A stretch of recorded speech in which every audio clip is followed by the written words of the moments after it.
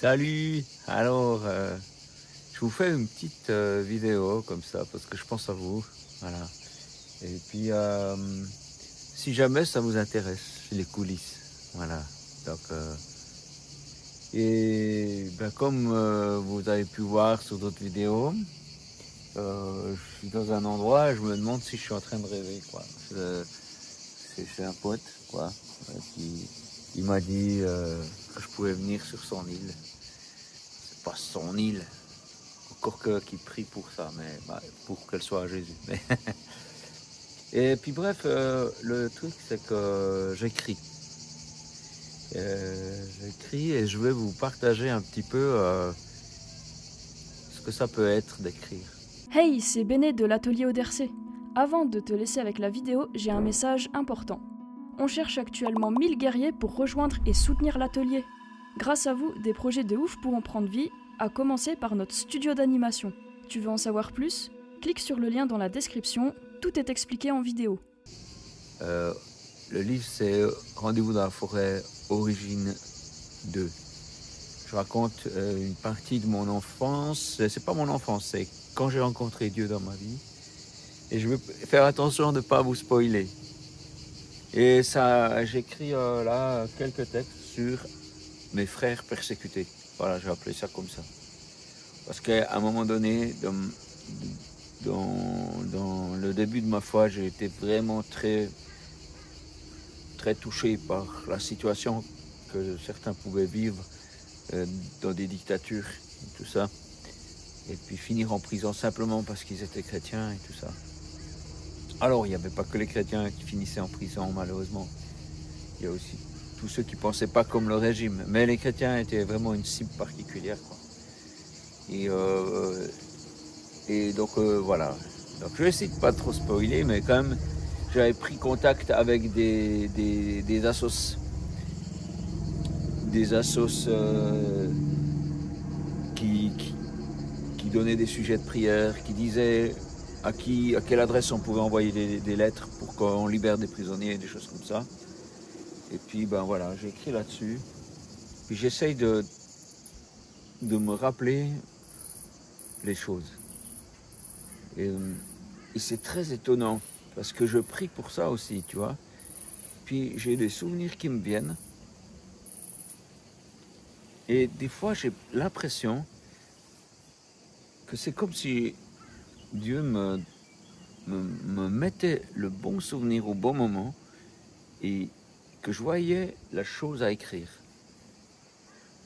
Je découvre ça, mais et c'est un peu du coup une manière d'écrire ensemble et de raconter un peu l'expérience. C'est-à-dire j'écris ce que lui a écrit dans ma vie. Alors c'est vrai, dans une journée, il peut se passer 36 000 choses.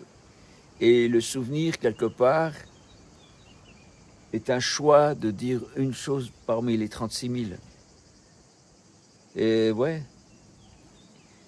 Et donc, du coup, je prends les choses clés qui ont été en moi des éléments qui m'ont fondé. Voilà. J'ai vu des héros de la foi. J'en parle. Qui sont des gens modestes, des gens qu'on ne connaît pas dans le grand public et dans l'ombre. Et ils m'ont impressionné. Ces gens-là, Dieu les voit. Il y a ceux qui priaient pour et qui œuvraient pour les chrétiens persécutés, mais sans être mandatés par quelqu'un d'autre que leur cœur, quoi. Ou par Dieu, tu vois. Et qui faisaient beaucoup d'efforts pour sauver tout ce qui pouvait être sauvé. Puis, je parle un texte que vous découvrirez très particulier par rapport à l'Albanie, par rapport à cette Albanie qui était une dictature terrible, terrible, où les frontières étaient vraiment fermées. Et on était juste quelques fous, comme moi et mes amis, à vouloir les percer, ces frontières, pour apporter du soutien Et on ne savait même pas s'il y avait des chrétiens là-bas, tellement c'était fermé. Mais on s'était dit, ben, il y a des gens qui ne le sont pas, et ça doit être encore plus dur pour eux. Parce que quand on est chrétien, lorsqu'on connaît Jésus, Jésus nous donne de la force, quoi, parce qu'on la puise en lui. Mais eux, s'ils ne connaissent pas Dieu, alors ça est horrible. Alors j'écris tout ça.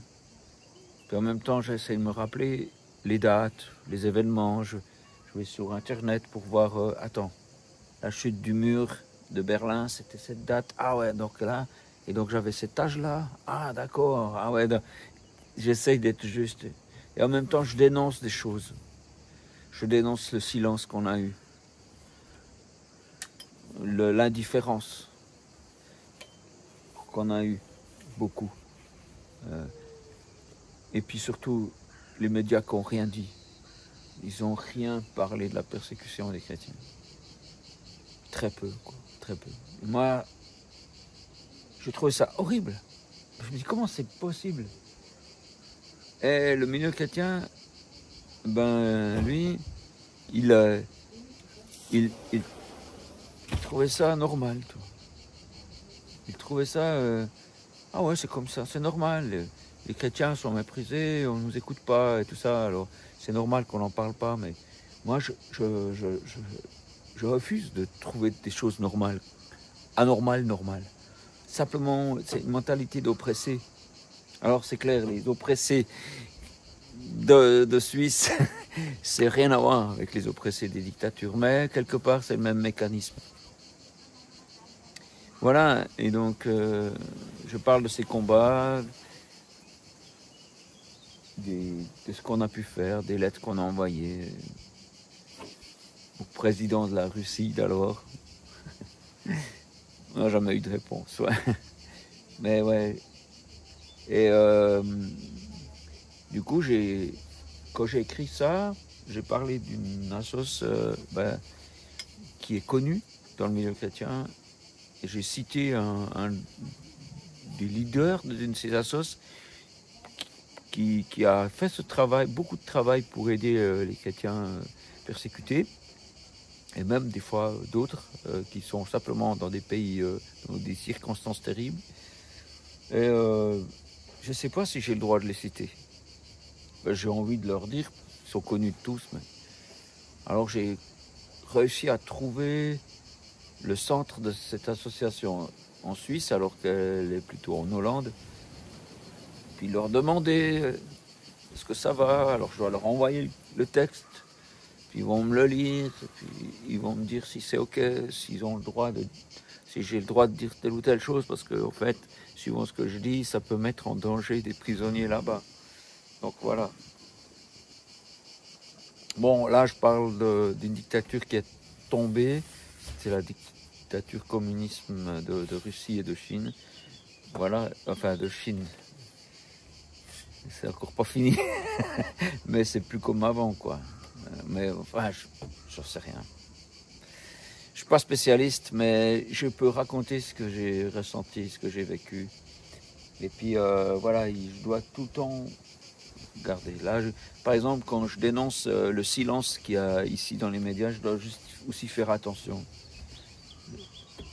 Je sais, on est dans un temps où on doit faire attention à tout ce qu'on dit, où c'est très facile de se ramasser des procès. Ça n'existait pas il y a ça encore 10 ans, c'était pas comme ça, tu vois. Mais j'essaye de quand même être honnête et d'être juste. Donc pour de le montrer à quelques personnes. Ensuite, une fois que j'aurai fait tout le texte, et puis là je vous dis, c'est un texte, je vais essayer de vous dire, de combien de pages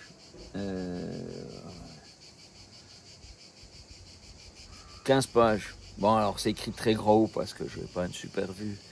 Mais c'est possible que dans Rendez-vous dans la forêt, ça fasse 15 pages en fait. Parce qu'on rajoute plein de dessins et tout ça. Et puis, ça prend un ton fou, quoi. Parce que je cherche à tourner les choses pour que ce soit vraiment dans l'excellence. j'y arrive pas. J'essaye. D'ailleurs, je vous encourage, je ne sais pas ce que vous faites dans la vie, vous faites tous des choses différentes. Hein. Mais je vous encourage à chercher l'excellence. Ça fait du bien quand on arrive, puis qu'on voit les résultats. Puis je prie pour savoir ce que je dois faire.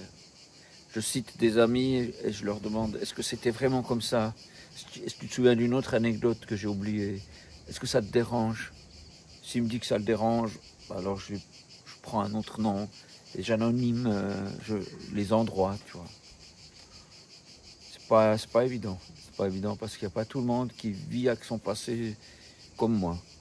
Moi, j'essaye de ne pas renier mon passé. Même quand je faisais des conneries, parce qu'on en fait tous, des fois avec la meilleure volonté du monde, mais c'est pour moi plus simple d'être moi-même, d'être honnête. Je pense que c'est la meilleure manière d'aider. Ça coûte aussi, mais franchement, c'est un beau confort, un confort intérieur qui vaut la peine.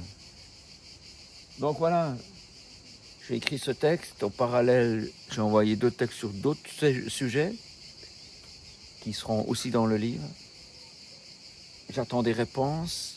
Il y en a des qui disent « Non, je ne veux pas être nommé là. Change les trucs. » Alors ouais. Puis une fois que j'ai terminé, puis que j'ai l'impression que c'est parfait, puis que tout le monde a corrigé, je le fais relire à 2 amis qui sont très doués en critique. Mais ça peut être positif. Et je leur dis, dites-moi si vous vous ennuyez, si ça va pas, si c'est pas assez marrant, si la cuisine est bonne ou pas. Et là, des fois, ils me disent, oh, mais ça, c'est long, bon, ça, tu l'as déjà dit, bon, tu parles de nouveau de ça. Et moi, ça me brise. J'ai envie de me justifier, puis je me dis, non. Après, je vais dormir, épuisé, je vais prier, je vais marcher par là, je sais pas où. Puis je dis, mais oui, ils ont raison. Allez, on reprend ce texte. Et il sera lu très vite par vous. Ce sera un texte que vous lirez en, je sais pas, disons 10 minutes, un quart d'heure, je sais pas. Mais moi, ça m'aura pris, sans exagérer, des semaines. Ouais. Mais c'est ça l'art. L'art, c'est une cuisine. Et puis moi, j'ai pas envie de faire du fast-food, j'ai envie de faire des bons, et j'ai envie que ça soit de Dieu, et que ce soit lui qui est derrière. Et des fois, il me dit, laisse ça. J'étais sur le point de me dire, mais non, ça, on peut l'enlever. Alors j'obéis. Voilà, c'était les coulisses de quand j'écris Origine 2. Peut-être à bientôt.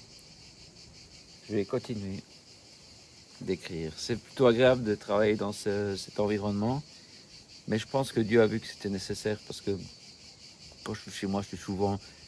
Il y a des gens qui veulent me voir, qui me téléphonent, on me demande des conseils pour ci, pour ça, puis je suis tout le temps coupé. Là, je peux vraiment avancer des grands bouts droits et c'est agréable.